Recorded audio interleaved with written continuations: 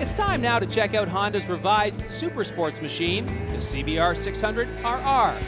We sampled the RR recently during its Canadian press introduction down in West Palm Beach, Florida. It was there at the Moroso racetrack that we got our first look at a machine whose main goal this year, we were told, was to lose some weight, almost 5 kilos in all.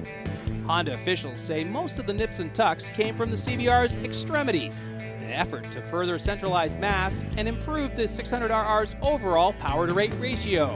And speaking of power, the CBR's mid-range was also targeted for improvement, hence new high-flow fuel injectors, wasted intake ports, and a redesigned exhaust. More visible changes include the new die-cast frame, and check out the inverted fork with its radial-mounted brake calipers. So how does it all work? Well, we did have a racetrack at our disposal, so we invited a former professional road racer, now journalist with Inside Motorcycles, Mark Orchard, to fire up the new CBR for a little track time.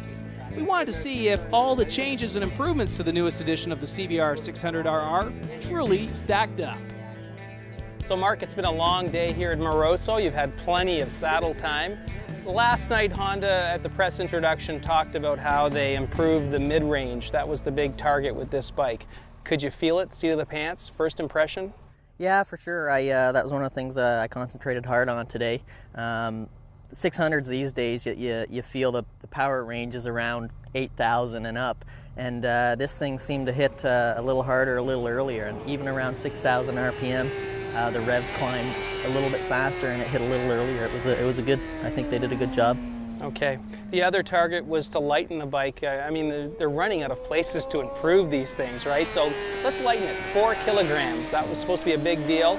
At the extremities, better CFG. Could you feel any difference in the handling? I don't think 4 kilograms is a whole lot of weight. And I mean, their big thing was moving it from the extremities to keep their mass centralization theory intact. And I mean, the bike is solid. You got to give it that. It handles well, it maneuvers well. There's lots of chicanes here. There's 3 in one lap, and it just goes through them like it's great. So Mark, take us on that first run down the straightaway. How does it feel, seat of the pants, when you wick it on the throttle? Picks up really early for a 600cc sport bike. The rev range, I'd say if you're shifting, you want to be shifting around 14.5. And you know, the 15.5 red line is more over rev, but it revs up fairly fast to the 14, and that's the peak power. On the track side, we could hear it screaming. It sounded great, but what about you under the helmet? Could you feel or hear anything? Not too much. You know, it's a fairly quiet bike. There's not a lot of intake noise. As far as exhaust note goes, you know, when you buy one of these bikes, I think you want to put an aftermarket exhaust on it anyway, because that's cool and it sounds good. Right. Honda also added a catalytic converter to this year. That's new from last year. Last night during the press introduction, they talked about the new radial brakes and upside down fork.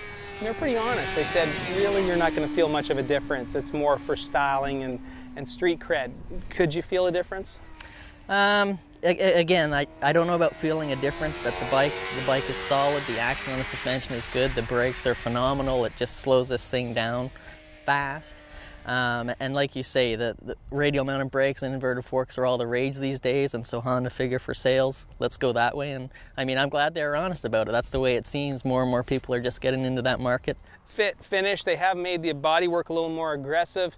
The big change, more comfy seat. Yeah, certainly. Was it more comfortable? It definitely was more comfortable. That I think the 600RR took a big hit when they brought that out. They went from their old comfortable, everybody loved the F4i, and the new CBR600RR, when it came out, had a plank light seat. It was really bashed, but they did a good job. They haven't compromised the competition aspect, but it has a better quality feel. I like this bike. I mean, it's a sweet looking bike. It looks sleek, it looks narrow. It's hardcore, and that's what people, I think, like in the 600cc class. So were there any disappointments? That's hard to say, Dave. These days with the new 600, there's not a lot of disappointments coming out. It's a solid package. You know, I don't know where these guys are going to go with their marketing in the future to get sales, but all the 600s are great. Well, it's all about winning on the racetrack, right? Exactly. That's really the marketing now. Exactly, yeah, and it's just going to come down to who can win on their bike at any given day. And people want a hardcore sports bike, and this Honda 600 delivers that. And when you buy a hardcore sport bike, you're not looking for a cruiser image or a touring image. You want a sport bike. And it's great. I would love to ride this bike back and forth to work. Who would you recommend it to? Anybody. Anybody? I mean, it's obviously not a starter bike. It's not a learner bike. You know, the 600 cc's are purebred race bikes these days. You got to know that you want one before you step up to the plate and buy one, that's for sure. Right. Well, thanks very much for testing it for us today. You did a great job. Thanks, Dave. Hope you had fun. I certainly did.